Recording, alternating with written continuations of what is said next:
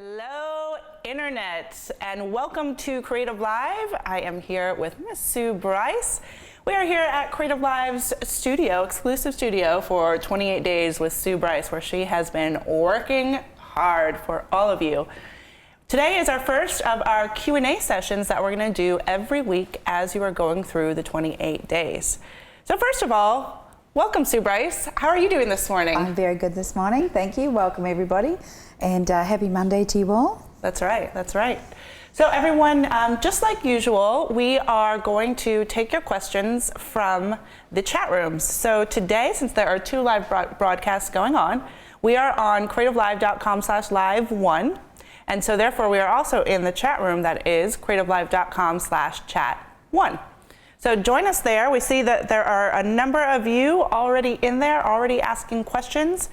Just like normal, again, use the live tab to chit chat with each other about your on-topic conversations, but we're going to be focusing today on the first 7 days, the first 7 challenges, and specific questions for those as you've been going through them. But before we start with that, Sue, I just want to take a minute to explain to everyone how 28 days is working again, because it is very different than anything we've ever done at Creative Live. So we had our first 2 days kickoff in Las Vegas on March 8th and 9th, and that was incredible. Thank you. Yeah, that was incredible. I enjoyed that. And then we are releasing Creative Live on the course page. We are releasing 1 video per day that started on March 11th, and so there have been 7 videos so far. Today is day 8. Those are released around 9 a.m. Pacific time, and then those are available for when you purchase the course. So again, at this point, you purchase the course. When we kicked off the first day of those 28 days, we did 5 free days, so that for 24 hours after each one was released, you could watch that for 24 hours. So that is done. We just wanted to give you a taste, a flavor of what these videos were for those of you who hadn't been able to watch them yet. So I know we had some questions about that. So from here on out, you need to purchase the workshop in order to have access to those daily videos. And that being said, we have 1 free watch out there, just again, for those of you who might have missed anything, and that is day number 4, flow posing, which of course is classic Sue Bryce. Yes. And you can find that again on the course page for this workshop, which you should be able to link to right beneath the video that you're watching. That's a good one too, because we flow pose over 1 couch, and then we do the same flow pose over 1 small box. So I wanted to be able to take it right back to minimalist, and we've basically just done as many poses as we can, and that video comes with a posing guide of all the poses too. So not for the free watch, but if you buy in, that is one of the things you get with it. And that is one of the most significant ones, because I want you to understand how easy it is to create multiple poses with something as simple as a box or just a simple couch without going and buying multiple props. Cool. Cool. So again, you can go and check that one out on the course page. All right, so I think with that, let's dive into this, because we just have an hour with you today. So I wanted to start maybe just asking if you could recap what the first 7 challenges were. Go. The first one came out was Natural Light 101. It's not a big video, that one. I kept it very basic. I just really need to show people how I create that flat beauty dish light with a reflector and just diffusing the light with a natural light curtain. So that's pretty much really 101. I shoot a girl on the inside of a window light. I slowly move her away from it so it gets softer and softer. I diffuse the light. I bring in a reflector. I show you how I can bring her forward and around the V-flat, and it really was quite simple. And I didn't get a lot of questions from that, although I did ask on Facebook yesterday to send me some natural light shots of people that were practicing, and I got some stunning, maybe 84 emails of stunning natural light images, beautifully lit. I asked for challenges thinking that you would send me where you went wrong, but I think everyone thought I meant from your natural light challenge, so I got bombarded with these incredible shots. And I have never seen, up until this year, throughout this year of teaching on Creative Live, I've never seen such consistently high natural light, so beautiful work. People are doing it. beautiful work. Like I was like, kudos. Oh my God, I was opening them and going, wow, wow. In fact, I didn't get many bad ones, in fact, at all. Probably none. I was like, everything was medium to outstanding. That's really exciting to hear. Huge. The second one is mapping sets and outfits. Unfortunately, my producer was working on another show that day, so I talked for too long, and that video is nearly 2 hours long, which is good for you guys, except for you have to watch me and listen to me for 2 hours.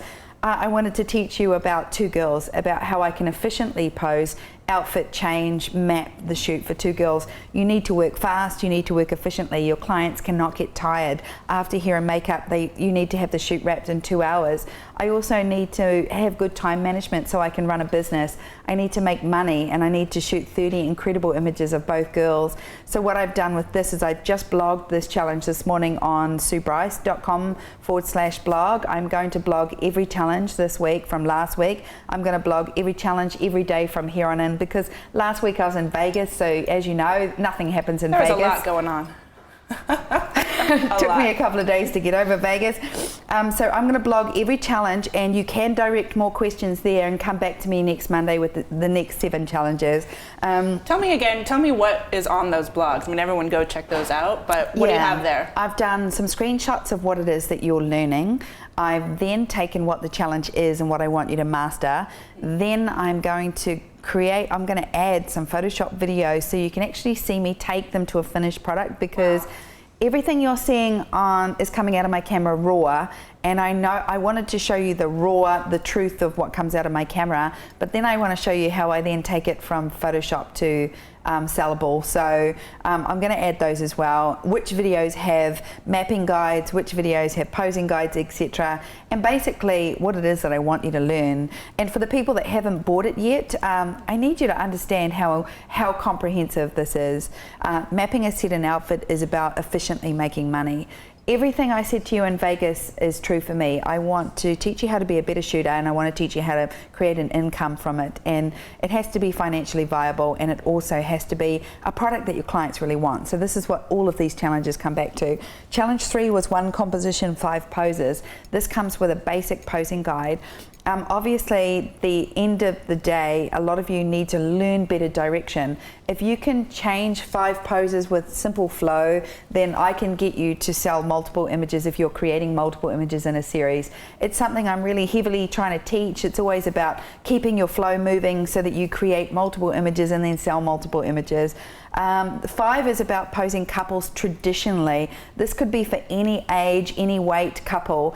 I've just gone with the real traditional poses in studio. What I then do, again, is I shoot the demographic, which is 18 to 30, which is the girl power demographic, and I show that the biggest marketing tool for that demographic is shooting couples. So I take Sherry and Monty and I pretty much Calvin Klein them out in terms of taking them right through to arty backgrounds. So you'll get to see couples traditionally in this week, but in 3 weeks' time, you'll get to see me take couples through to more fashion. So just keeping the basics, and also every single time the message is, if I can get the boy into the shoot, the sale gets bigger. So if I can entice my clients with really good couple shoots, then I know I can get boys in, I can get my sale higher. Challenge 4 is flow posing. That's the one on YouTube. It's the one I want you to go and watch. I flow pose over a couch. I flow pose over a box. I've created a map, a posing guide that you can print out for this. This is a free to watch during the whole month so that you can get an insight.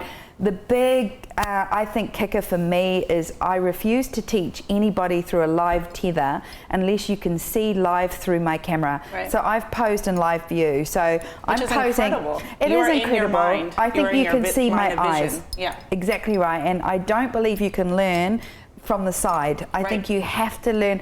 I mean, from the side you can see what angle my camera is at, and you can see basic things like where the reflector is, how far I am from the window, but the truth is until you see those subtle movements through my camera, you don't get it. Challenge number... And I just want to make a note on that, Sue. The free watch is on YouTube, but the easiest place to go find it is on the course page for this workshop. So you can just hit play there. It says free watch. I don't even know if it's on YouTube. I was thinking about the fear video, which I've got on YouTube. So which is also on the course page. Okay, on the course page. So on the course page, I did a keynote on fear. There's been a bit of a joke about that, fear. fair in Vegas. It was the most amazing keynote for me personally. It was the keynote I've always dreamed of delivering on Creative Live. I'm so glad I did it. It really meant a lot to me. I believe so many people just have this wrong idea about fear, and I want you to go and watch it. It's on my blog, it's on the course page, so there's multiple places you can see it. Challenge number 6 was connection and expression. Obviously you get to see Kenna working eyes. It's about that subtle movement. This is probably the most important challenge, and yet one of the most basic challenges, and yet one of the hardest at the same time. So it's a strange challenge, this one, because this would be the most asked question, is how do you get this connection?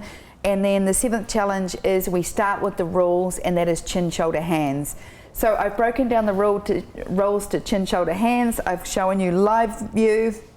And then challenge 8, of course, was hourglass, body language, and asymmetry. So just breaking them up one by one. So I just want to hear from anybody that wants to talk about first 7 challenges, any questions, any challenges.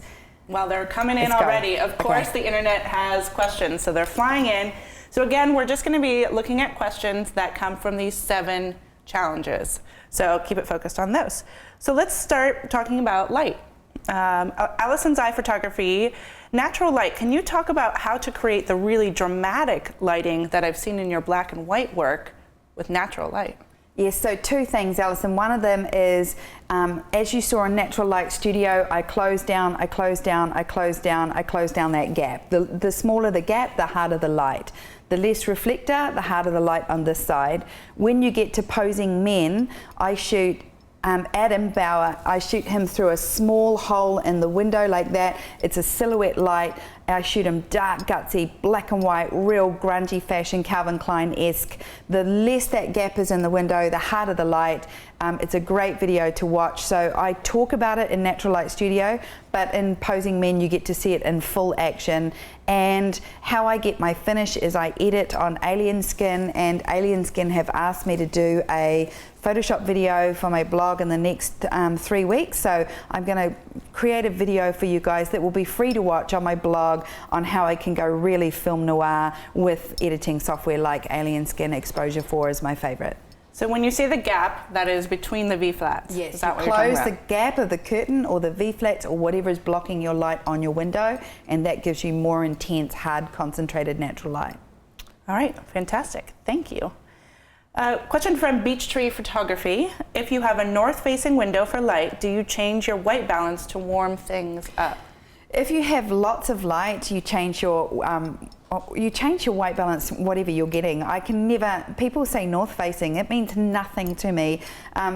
You know, we're facing 2 different directions, and every single day the light changes in here. That's the beauty of natural light. It's really, really unpredictable. Just change. I set on auto white balance, and the only time I ever really shift is if it's a really sunny day and it's going to yellow, and I'll either put it on auto or sunny and just take it down to a colder, because I like colder work. But honestly, you're shifting your auto white balance to whatever you're getting, and it'll shift every 10 minutes, every hour. Okay, so north facing, south facing? Just light. Just light, yeah. Great. And people had asked, actually somebody had asked about the cyan cast. What do you mean when you say the cyan cast to your images with natural light? So on my Photoshop, I have set my curves as an action to give me one stop of cyan, magenta, green. So basically, if you go Control B on your computer on Photoshop, you're going to get a color wheel. That color wheel has an opposing red, cyan, green, magenta, blue, yellow. In order to take yellow out of an image, you have to add blue. It's basic color 101. So I've set that curves M, one stop of color, and I tend to always go towards a colder way of shooting. I believe it takes the yellow and the red out of skin tone. As soon as you take the yellow and red out of skin tone, it looks more magazine, more fashion. So I don't desaturate, I go colder. There's a big difference between taking the saturation of color out and going towards a colder tone. I am always attracted to a colder tone, although that is changing. I'm definitely warming up this year.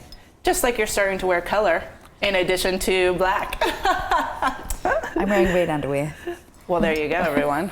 Green yesterday? I did St. Patrick's Day. I had a green top on. All right. Question from Carolina Y. Natural Light Studio, any suggestions for bouncing light around in a room that is too small for V-flats? Okay, there's no such thing as too small for V-flats.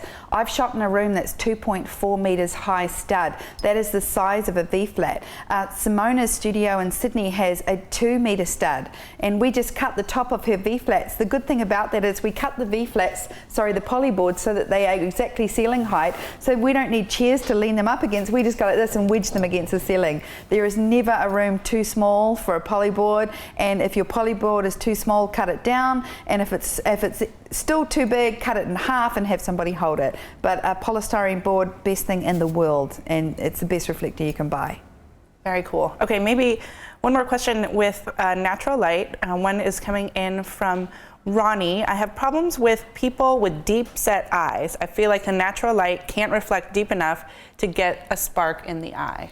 I don't have a problem with deep set eyes so much as I can bring, if Kenna was my subject, I can bring a reflector right to there, it's right to my camera lens, so I can't even see her until I look through the camera. I can really pull that reflected light around as long as I'm bouncing it straight back to her eyes. So you've just got to learn to turn it, really turn it and bounce it in. And another thing is if the light is coming down high, you just have to get a little baby whiteboard and drop it down in front of the camera to try and bounce it up. And the same as bouncing it down, play with light. So once you get a big reflector here, get a smaller reflector and just work it around. Right. But I very rarely get deep set eyes that are too deep to get a sparkle in the eyes, and nothing brings that up than a dodge in Photoshop. A light dodge around the iris, don't whiten the eyes too much. Great, thank you. Yeah. All right, well, let's talk about mapping out outfits. So a question from Daphne Chan. Hi, Daphne. When mapping your outfits and backgrounds, what is the most effective way of doing so? Do you start with the lightest outfit and backdrop and move to the darkest? Also, do you start with the simplest outfit and move towards the more elaborate ones that include jewelry, dresses, etc.? Yes, I start from the most casual outfit to the most glamorous. 2 reasons. If their makeup in here needs to get bigger and stronger, they can move towards the more glamorous images. And secondly, the casual outfits are all about those poses, you know, those relaxed sort of sitting on the floor, jeans, sitting on the box. But by the time they're getting to their glam and they're freestyling and they're spinning, they're a little bit more confident with posing. So I tend to go from casual to glamour, and if they just bring in glamorous clothes, then I pretty much just work each set.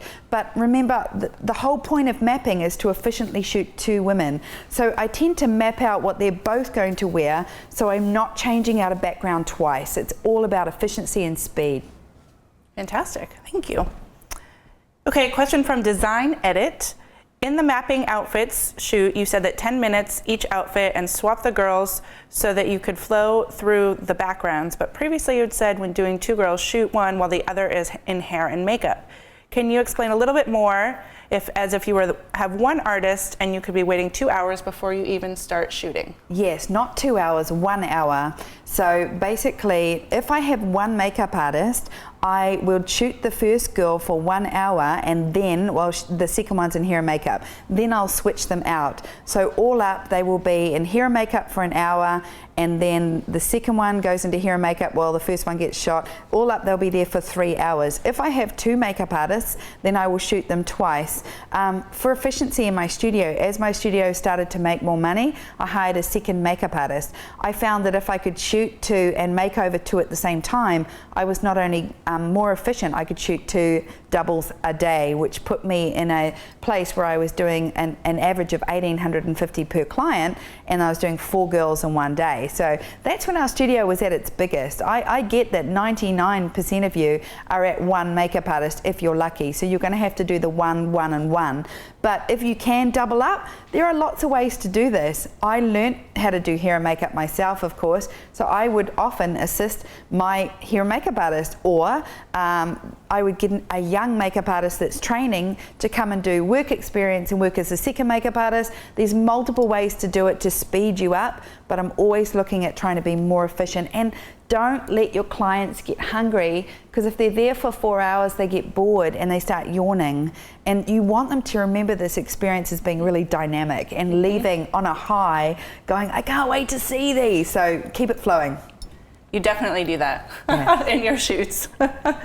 Okay, another question about light from Dave Doppel via Twitter, and I don't know if I mentioned this, we are using the hashtag 28days on Twitter.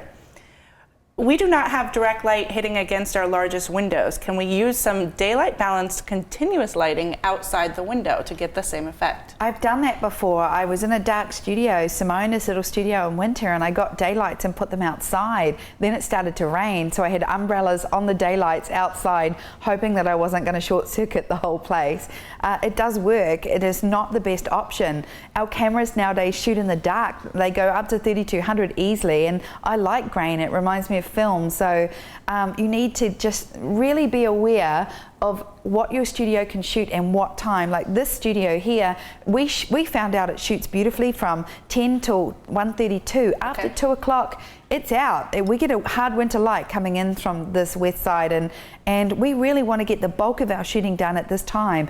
The only problem with natural light is we really have to monitor, and the only times that that's a real problem is on the darkest of rainy days. But I've probably only ever been stopped maybe twice in 10 years with no light in a thunderstorm in New Zealand. Very similar weather to Seattle, and thunderstorm rolled in and stopped me. But Dave, I just suggest you bounce as much light in as you can. You can even put reflectors outside to bounce them in, and if you're going to use daylights, then yes, try it. It doesn't quite give you the same effect, but very close.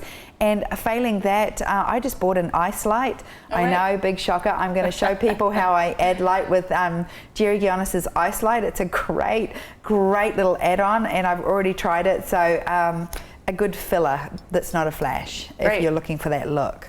Well, and I think what you just said was go out and try it. And that's, if you think it might work, go out and try it and see what happens. Also, don't hold the light, obviously, to your client. Hold it to the white reflector and watch it bounce back at them and watch their face go up 2 stops, and you'll be quite amazed by how beautiful that is. Fantastic. Okay, back to the makeup and shooting multiple people. London Girl asked, shooting 2 or more girls, how do you get through all the hair and makeup if you're doing 4 to 5 people? Do you have multiple people doing the hair and makeup, or are you doing 2 at a time like shown in the last section? So when we had 4 of us here. Yes, we did 2 at a time. Yep. So 4 to 5 girls requires 2 makeup artists. But even when I first shot my first 5 group, remember Chrissy and her girlfriends, I talk about it in marketing, they were $1,500 average each, and 6 girls there were, and that is a $9,000 day ultimately, paying 2 makeup artists to be there for the day. It meant that they were 2, 2 and 2, and then I was shooting them staggered 2, 2 and 2, and then a group shot at the end. Remember, you're focusing on the individual shots. You'll finish with a group shot, which you're going to give for free if they buy, because there's an incentive. You're not going to overkill the group shot, because they're not going to buy one. They're going to buy images of themselves and get a free group shot. They'll love you for that. But more importantly, when it's that many people, I make them bring in lunch. I make them bring in a cheese board, a platter. I don't like people to stop and have a big lunch, because then they get a bit sleepy after lunch, but just little snacks, lots of sustenance, no alcohol until the shoot's starting to wrap up is my rule, and just keep them watered and excited, good music. Fantastic. Okay, let's see. Posing from Frankie Wiley. Posing families and siblings. Okay, 4 brothers in the studio today. 4 brothers. How on earth was I supposed to pose them without making them look too feminine? Ages 7 through 15, biggest challenge yet. Okay, really good. There's one thing about posing boys, and that's they can't really touch each other in certain ways because the body language around it is awkward. When you get to our posing men section, which is a really great challenge, I show you with both Russ and Adam the same map, but with Russ I keep it really casual and boy portrait, family portrait, and with Adam I take it up to Calvin Klein, but with the same map, different crop, different light. So with Russ I kept it all with the boy poses, elbows forward. You need to get them close but without touching. You need to have them all in masculine positions, and that challenge is coming up. So I'm sorry that you had that shoot before this challenge, because I would have definitely just set them in all the masculine positions, but just work them close to each other without arms around each other or hands on each other. Thank you. Thank you. Okay, a question from Trinky on posing. There are so many poses, it's overwhelming. When you're just starting, it's impossible to memorize all of these posing techniques. Is it okay to look at my iPhone, iPad to look at your posing your poses so that I know what pose to do next for my client. What's your thought about that? Go to the flow posing video, download the contact for the posing flow. The contact sheet? Yes, which is not up yet, but it's going to be by the end of this week. And I want you to pick your top 6 poses out of it. Okay. Practice 6 until you master 6. Choose another 6, practice those, choose another 6. There's 60 there until you know every one of them off by heart. You must start small, and I said this to the girls, look at the chart and tick off, I like that one, I like that one, I like that one, I like that one. Practice it, practice it, practice it, and then implement it into a shoot. Do that with your next 20 shoots until you get bored with them because you know them so well. Once you're there, you can move on. 6 at a time. You can't do 60 poses in one shoot anyway. It's ridiculous. Who would buy that many images in that dress? What I'm trying to teach you is multiple ways to see over a box or a couch. Keep it simple, learn 6 at a time, put 6 in, and don't look at your iPhone. Go and print it out, look at it in a separate room, and then go and practice it with a friend first, or just go in and just go, this is the pose I'm going to do, you know, and then this is the next pose. But one thing I always used to do when I was learning was I would get a blank piece of paper and a pen, and I would draw the pose out like a stick figure, and you don't have to be a good drawer. I would draw it out and I would show my client, and they go, I'm going to pose you like this, really fashion on the box. And they were always really interested by this. They used to look at it and go, oh, okay. And it seemed to me like I was creating a little map just for them. And then I would keep it there in the studio and I would reference it. But the truth is I was referencing a magazine picture that I'd just seen, and I was copying it in my head. So that's how, and I used to make it like, I'm designing your shoot now, Kenna, so I'm going to shoot you like this. And it really works, and people love it. It's all about the spin. Yep, it's all about the spin. I love that. That's a great idea. Great idea. Okay, we have some people talking about your lens choice. Yes. So there are a few questions. Hawaii J says, why do you use 35 and 50 instead of the typical portrait lenses of 85, 100 millimeter, 135, 70 to 200? And then let me just tell you what other people are saying. A lot of people on your boards are talking about the distortion of the subject's heads using the 35 millimeter. That was from LM Shutterbug. And how do you determine which lens, which focal length to use? Okay, the reason I don't shoot 85 or up is because I'm usually shooting within 3 by 3 meters. So I simply do not have the space to shoot with those big glass lenses. I know that they're good, I know that they're awesome, I know that they're sharp, but the 50 and the 35 are my preference. If I have a lean client, the 50 goes on immediately. If I have a curvier client, the 35 stays on. There is lens distortion on the 35, but I use it to my advantage by tilting my camera this way. Okay, because in a slight tilt this way, I can bring the face forward. Now, a couple of times I was starting to shoot on the 35 mil, I saw the lens distortion on a leaner body and I switched out to the 50 mil. I do say that. I say why I use the 35 like that. Also, the 35 in terms of video is my favorite lens. So when I'm shooting in the studio, I go 50, I go 30, 35, I go 50. I love the 1.2, but mostly I shoot at 1.8 to 2.8. So I do have a very shallow depth of field. My classic portrait lens, which I built my business on, was the 24-105. It was the only lens I used. And when I looked through my focal point on bridge, I was pretty much at 50 the entire time. So that's the closeness that I shoot in. So that's why it is my preferred lens. Fantastic. Thank you for explaining that. Yeah. Thank you. Okay, so we did have several questions about cropping. And Kay Wallace says, amazing course, Sue. Do you ever worry about finger or arm shots when composing in camera? And she's referencing, or he challenged 3 and 5. It says arm shots, but I'm thinking that's probably shots. Yeah. And crops. There was also another question way earlier about cropping hands and elbows. Correct. I'm getting confused on cropping from Kelly B. When are the posed arms and hips she crops off on one side of the elbow? Okay, so here's the deal. Traditional posing was about don't crop off a wrist, don't crop off a hand, don't crop off the top of the head, and all of that changed when in the 3rd millennia. So basically now it's more about fashion posing, and fashion has cropping, crazy cropping. I try not to crop off on the wrist, obviously, but if I crop through the hand, that doesn't bother me. I have never in 23 years had a client say, I'm sorry I can't buy this image, you've cropped off my elbow. It is a portrait and a photographer's thing to say, don't crop the hands and don't crop the elbows and don't do this and don't do that. Sure, I mean, there's multiple rules that I break that are traditional portrait rules, but I'm not trying to teach you traditional portrait rules. I'm trying to teach you contemporary posing, which is just more of a fashion edge. So I do crop into elbows, I do crop into arms, but I do address that too. In a lot of my shooting, I say I'm going to go slightly asymmetrical. I am cropping into her elbow, but I'm always looking for asymmetry. I would never crop both arms off symmetrically because it would look wrong. Right. But if I'm asymmetrical, I'll crop into one arm and keep an elbow on the side. Not a problem. So definitely keep watching. I do address it a lot in my cropping. I always crop in camera. I never crop afterwards because I know that there is a difference in where you are and it looks different if you don't crop in camera. So yes, I'm a rule breaker. Go for it. Just, you know, within reason. I mean, it's kind of a big.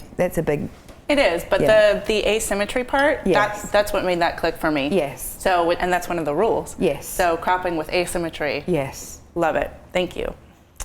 Okay, so a question about what you're using in terms of the sofa and the box. Is the sofa and the box white for a reason? I shoot warmer and I would like to use brown. You are welcome to have a brown couch and a brown box. I have both. I'm very lucky now that I have the opportunity to buy more props for my studio. When I first started, everything was white and my walls were white. Then I got a grey wall. I painted a wall grey, medium grey, and then darker grey. The white furniture still looked good on the light grey, darker grey, medium grey. Only when I went to a black background did I have to bring in a darker furniture. So what I did, because I couldn't afford to, was I bought fabric that went over the couch. So I would drape the couch in a black piece of fabric and they would sit on that and I'd shoot them on the black background. So it's personal choice. It's about the style that you're shooting right now. I'm in love with my new brown backdrop, so I'm bringing a brown, couch back into the studio. It's up to you. Perfect. There you go. Yeah. So there was also a question about if you could have two color backgrounds, what would they be? The two color backgrounds that I would prefer would be a mid-tone gray that goes towards cyan or green. So something that is definitely can be colder.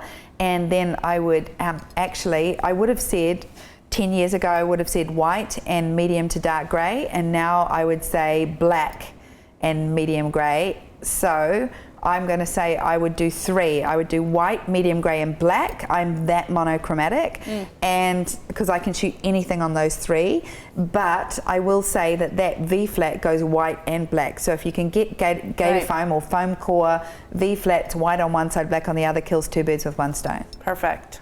Perfect. Okay, speaking of those V-flats, Kathy Knott says, your couple's posing against a wall or leaning. How do you attach them instead of leaning them so that they don't fall down? So posing them standing instead of leaning against the wall. Well, after we did the wall, we then went to the freestanding position, which is in front of the brown background. You just have to have more solid feet position. Okay. So you'll notice there that both Tiffany and Mark had their feet apart. They were standing in a wide stance, and then they can move around. Obviously, Tiff is quite tall, so we had her legs further apart to drop her down so that Mark had more leverage to come up and over her with his arms. So you'll see that in the rest of the video. And the leaning just gives the opportunity to relax into the pose just the same way you lean when you're in an individual portrait yourself. Okay, yeah, fantastic. Okay, Stephanie asks, any suggestions for shooting connection through the eyes on someone who gets smaller eyes when they smile? Okay, connection is not about smiling. Nobody has small eyes when they schmize. Okay, they only get small eyes when they do a big smile. So some people do a big smile and close their eyes down, but those people always can open their eyes up and smile with a tiny smirk. Those people love it when you actually do that for them because it's the first time they'll see a smiling shot with their eyes are open. Right. So you've got to keep their eyes open, focus on their up position to really open up small eyes, and then get a tiny smirk here and a tiny smirk in the eyes, and they'll love it. That'll be the first time they've seen a smiling shot. So it's actually the easiest way around that. Thank you very much. And a question from Danny PGG. By the way, everyone, thanks for your questions. They're coming in rapidly, and these are great. So again, keep them coming. Question from Danny PG. Chin out with people who have a very short neck. What's happening to me is that they tend to get their shoulders up. How do you do that? Thanks, Daniela. Okay, Daniela, I want you to sit down, relax your shoulders, lift up your neck nice and tall, push your chin forward and then down.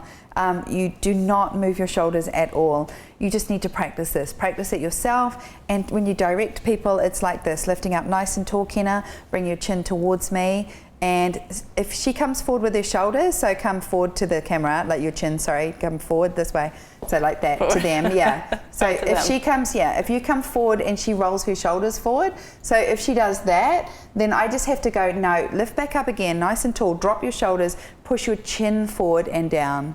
And it's this axis here that you need to focus on, not this one. Right. And so if they've got a short chin, then they're often lean, which means they're not coming forward, they're not coming down, they're just coming forward. Just keep practicing, lift up nice and tall, bring your chin towards me, and it works a treat.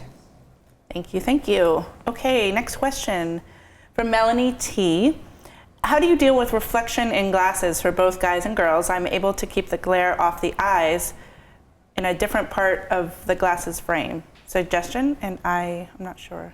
I'm able to keep the glare off the eyes. I've been removing glass glares for 23 and a half years. Before Photoshop, we used to do it by hand. And because all photography was flash lit back then, we used to have to hand paint in the glare. It's no different now. If you're getting a really bad glare and you cannot move around and you're really struggling, you have two choices. You can move your light and rephotograph them and then use the eyes from another image, or you can just simply take their glasses off, reshoot them with their glasses on and fix it in Photoshop. It's one of those things, it's like braces.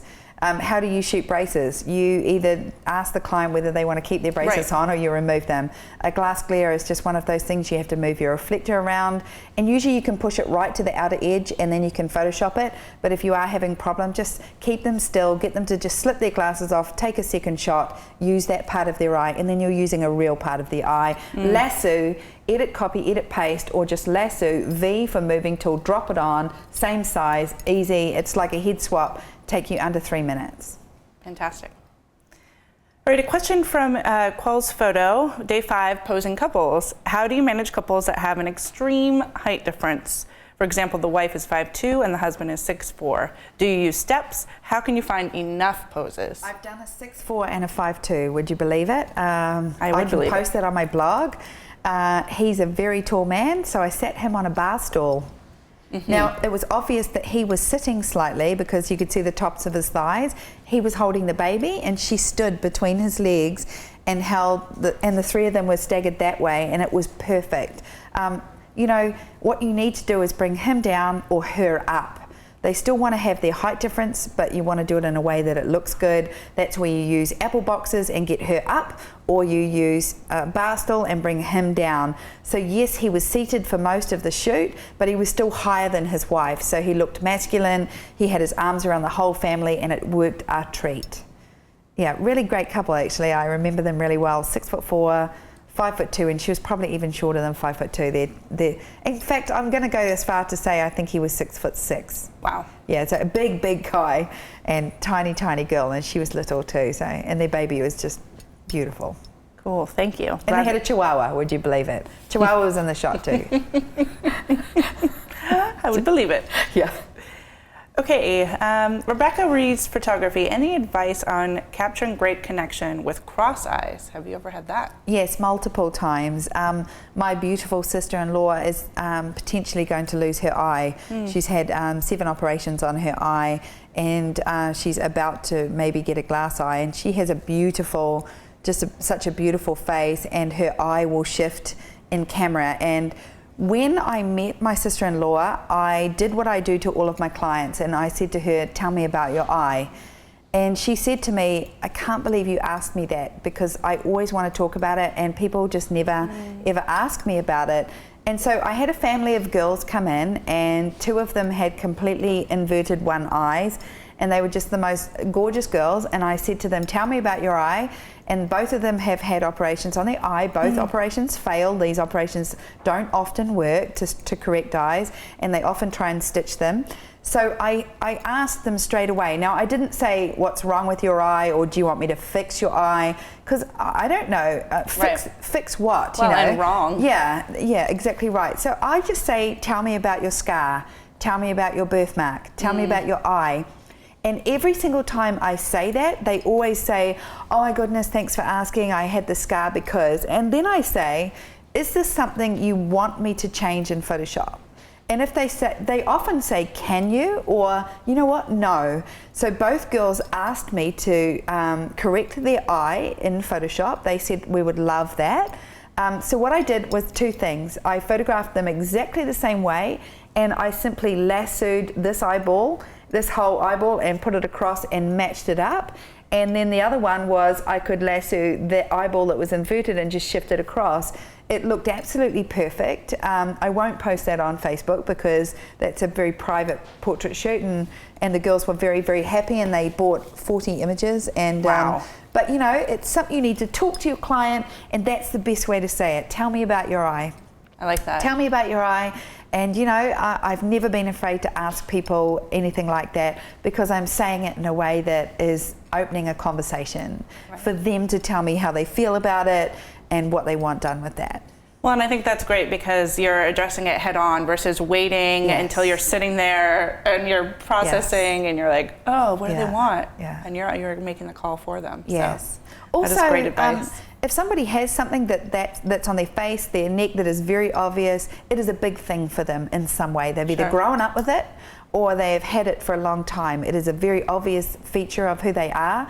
And to be that interested in some way where you can say, tell me about that, Kenna, they love it, because instantly they're like, oh, I get to tell this story now. And they don't just go, oh, look, it's nothing. They tell a story around it. If people are telling a story, they feel very comfortable with you. So as a portrait photographer, you should address this immediately. And that's, I mean, that again adds to the connection that you're already developing when speaking with them. Is it the same with tattoos? Because we see that question a lot. Facial tattoos? Well, just tattoos. Well, yeah, do you ask tell me people, about your tell me about tattoo. tattoo? Yeah, absolutely. Tattoos always have stories as well. I have a tattoo on my foot, and it has a story attached to it. So, you know, tell me about your tattoo is a great sort of... I like the way you say tattoo. Tattoo? Tattoo. Oh, tattoo. All right, question from Jenny H about multiples. When you have several girls in the studio at the same time, do you send them a preview like a slideshow, or do they come in all together for the viewing? How does that work? Jenny, sell to them 2 by 2. Women always come in pairs. They shop in pairs, and they spend more money in pairs. They're easier to talk to than 4s, 5s, or 6s. Break them down into 2 by 2. That's how I did it with that big group of 6, and I've done it ever since. Fantastic, thank you. Adrian Farr in England. Hey, Addie. Are there props that you can recommend in a shoot for clients to interact with, similar to fashion images where they often have props? So that's not necessarily what you always do, but any suggestions? Adrian, I don't shoot with props. I find that if you bring a prop into the studio, that's what you look at. I've had girls bring in a designer handbag and say, I would like to have a photo with my handbag. Really? And I'm like, no.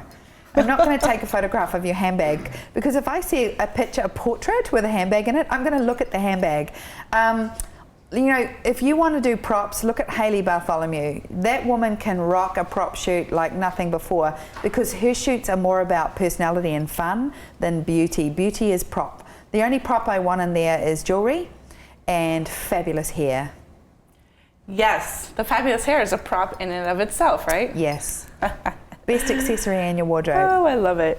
So, Sue, I just want to address the fact that people are asking, you talked about the 28 days as being not just posing, but also business. Yes. But those will come later in the days, right? Yes. So we're not going to address some of those questions right now. Well, what are the general, like, what do we need to know? What's coming? So if it's about what's coming, then we can talk about that. I'll go fast. Okay. Well, let me try to find some of that later, because I just saw that coming out, but I don't have anything specific right now. So basically, I'm going to cover all 4 shooting demographics. Okay. So I'm going to show you the 18 to 30-year-old, 30 to 50 no kids, family first, and 50 plus. I'm not only going to show you how to shoot those 4 girls, I'm going to show you how to market to those 4 demographics.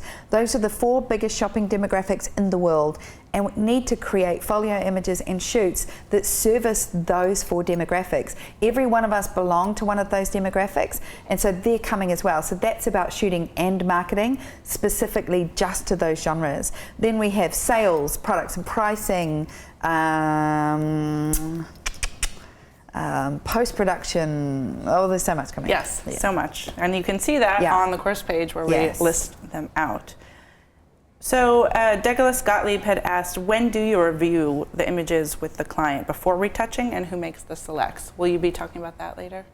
I actually select 30 images, 25 to 30 images, depending on how big the shoot was. I do that myself. I then retouch each image 2 minutes each, and then I show them a retouched image. I do not show raw images. It is part of my brand to retouch what I do. It is part of my style. I would never show unretouched images ever.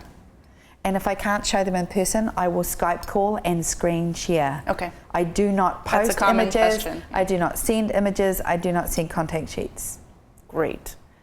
Let's see, a question from Katie Nixon. We have been seeing you shooting, obviously, in these. Do you shoot autofocus and recompose, or use the in-camera focal points? I use the in-camera focal points. I toggle them around, and then I autofocus and recompose. So both.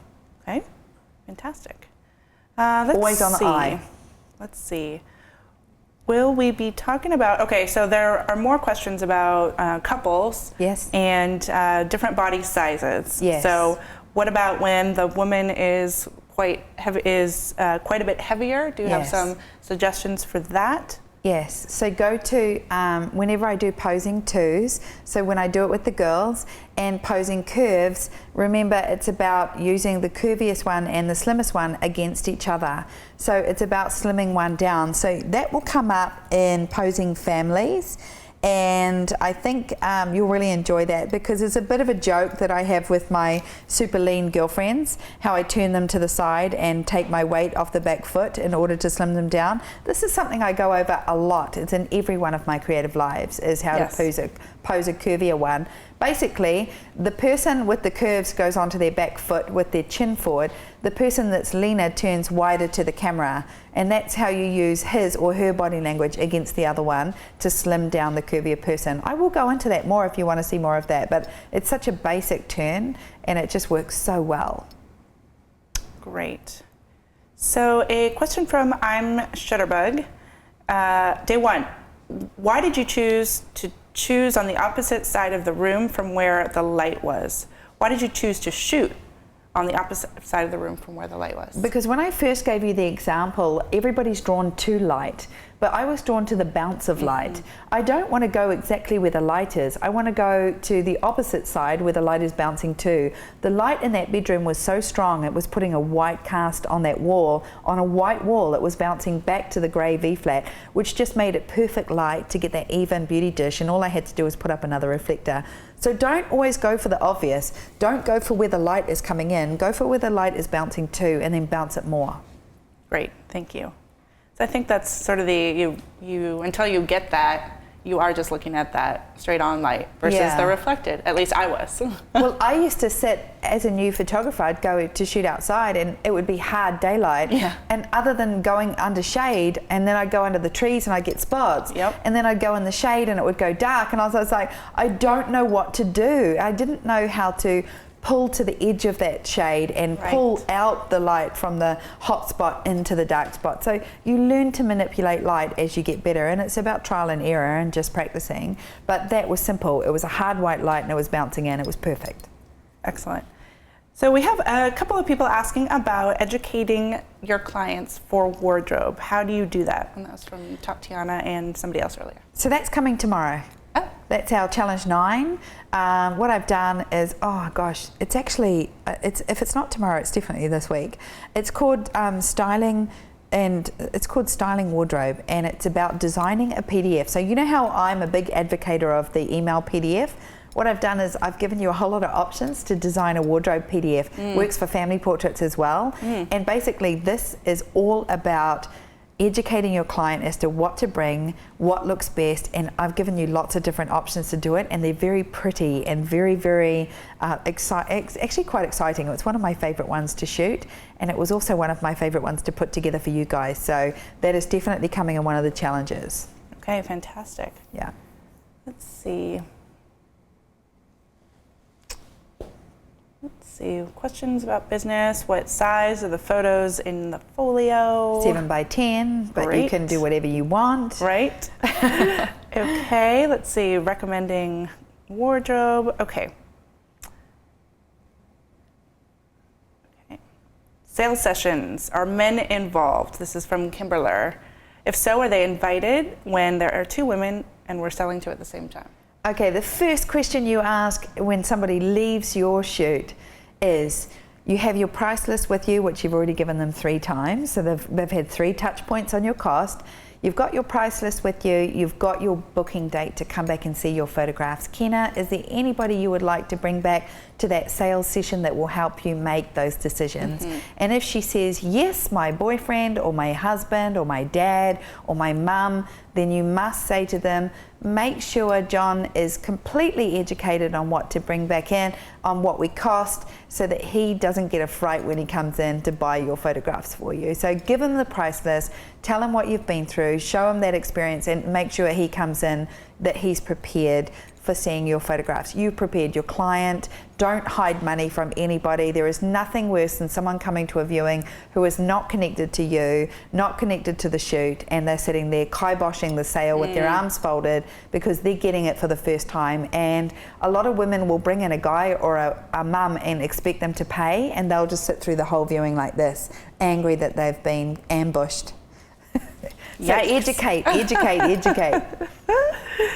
Yikes. Okay, we just have a few minutes left, Sue, and we have a couple people were asking about shooting into the light and how do you not blow out the background, and that was from Xru, and I'm unsure as to how she was shooting right into the light in the window and didn't blow out the background while exposing the face right. That is an entire challenge. It's called shooting the backlight. It is my most requested image on my folio. Now, when you are getting requested, an image is getting requested, it's selling itself for you. So all of the backlit images on my website are definitely my most requested images. Yes. So what I've done is I've done a whole shoot into the backlight so that you can see it in action. I expose for the face, I diffuse the light, I reflect light back to the face, I push the camera 1.5 stops to 2 stops up, because the meter in the camera reads too much light and wants to shut it down. I'm shooting 1.5 stops over, and you'll see that in a whole challenge in the next 2 weeks. It's a good one. There's so much to come in these challenges. Okay, let's see. Sweet Jones Photography, question day 3, 1 composition, 5 poses. Do you do the same flow on each backdrop, or you do different ones, and how do you choose? It's not about the backdrop, it's about learning to flow. So with every flow that I have 10 to 20, but I will only use 5 depending on their body shape, how they move their hands, their arms, whether they can bring their hands up, whether they look good with their hands up. The flow is about teaching you to move, to direct their movement, and then to move yourself forward and back and around. It's about getting you out of your comfort zone of doing what I see every photographer do when they start out. Put somebody in a pose and then shoot the hell out of it, one pose. I want you to learn to direct, not pose. So it's about learning what movement looks good, and when it doesn't work, as you will see, some poses don't work for me, I just move on. Right. But doing it confidently and assertively so that your client feels comfortable.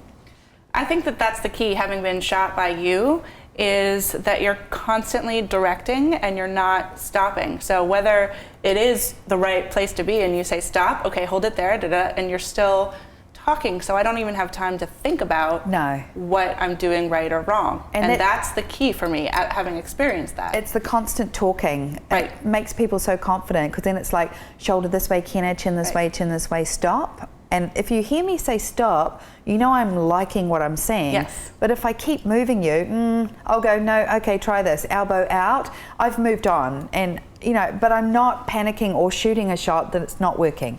Just move on, keep flowing. Excellent. Well, we're out of time. That went by really quickly. Thank you so much for all of your questions. Do you have any other things you want to say or remind people about this past 7 days? Yes. Today I'm going to put all 7 challenges, all 8 that have come out now, up on my blog. creativeLIVE will put it on the course page or the blog as well. I'll social media that so that you know where it is, so that you can read about it. If you are already on the challenge, you don't have to do every challenge every day. You can bulk it, you can work it over the next 6 months. This is not a time challenge. This is just about every day giving you one new thing to do that will change you. Some of the challenges you may have already mastered. Some you may be learning from scratch. But whatever you do, just keep on them. Don't stop practicing them. And every time you get a client in your studio, go, oh, this would fit the body language challenge, or this would fit the natural light challenge, or whatever it is, just keep it going. And it's about breaking them down into individual challenges. I feel like everything I'm teaching you in this 28 days, I've said in some degree on a creativeLIVE, but maybe in over 10 minutes. Sure. You get to just do one subject, 1 hour every day until you master it. These 28 things are how I taught my photographers. They're the fundamentals to what I do, and it's just going to be really, really amazing if you work each one, really master each one and practice it. So every day I'm going to put it on the blog, and I'm going to add the Photoshop and the finishing touches as well, because I really feel like I want you to see how I take it to a finished product. And on the blog today, I put up challenge 1 and 2, and on challenge 1 is the keynote that I said about fear.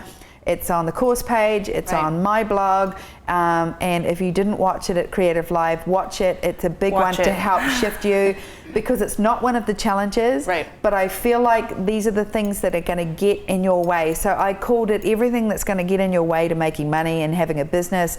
So I can teach you posing and lighting until the cows come home, but if I can't teach you to get out of your own way, then I'm not going to teach you how to move forward. So that's a really good one. Enjoy that. And thank you for your support on Facebook, because it's been really great. Right, so let's mention again the Facebook group that is set up that people can join that, because that is where there's a lot of people talking, a lot of people posting their images. All day, they're just posting images and asking for critiques and critiquing each other. There's over 8,000 people in there. In Bed with Sue, one word. So and just ask to join. Yeah, exactly. In Bed with Sue, search for that group. And yes, you will, it's a private group, so you will have to ask to be joined, but that will happen.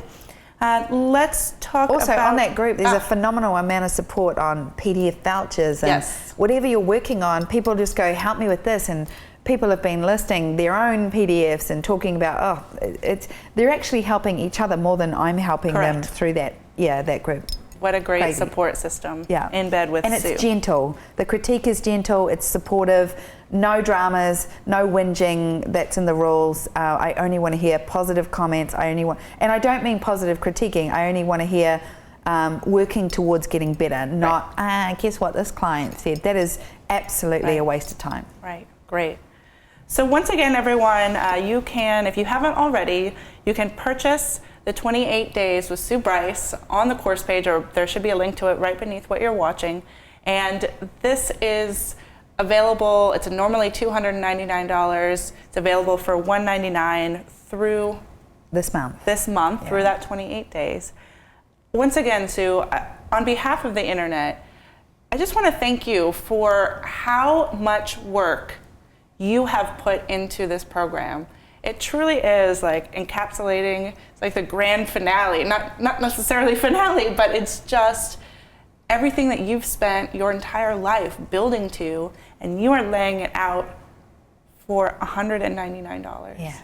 It's truly incredible. If this, no matter what style of photography you do, and I have seen that because I've been part of the filming of it, and I just want to thank you for that. Awesome. Enjoy it. So we don't have a huge group of people here to give you a round of applause. You know that I love applauses, but everyone, one more note is that right now, today, there is another workshop going on another one of our channels, and you can get to that just by looking at when you go up and says Watch Live, there's a drop-down menu. And that is Laura Shu, who is back on creativeLIVE teaching about the output modules in Lightroom. So again, normally, I'm very familiar with the first 2 modules, and yet the web galleries and even going to print and all of those last few things that I just leave behind. I need but to take that course. So valuable, so valuable. So that is a 3-day course that Laura is teaching right now. You can hop on over to that. Also, if you came in late for this Q&A, we will be rebroadcasting not only this Q&A for the next overnight, but also that free watch video, which is flow posing, which is day 4. So on this channel, we'll be replaying both of those today throughout the day and overnight till tomorrow morning here Pacific time. So everyone, good luck on your challenges. We will see you back. Keep going to Sue's blog and keep talking to each other. We will see you back here next Monday, same time, same place. And thanks everyone for joining us. Bye.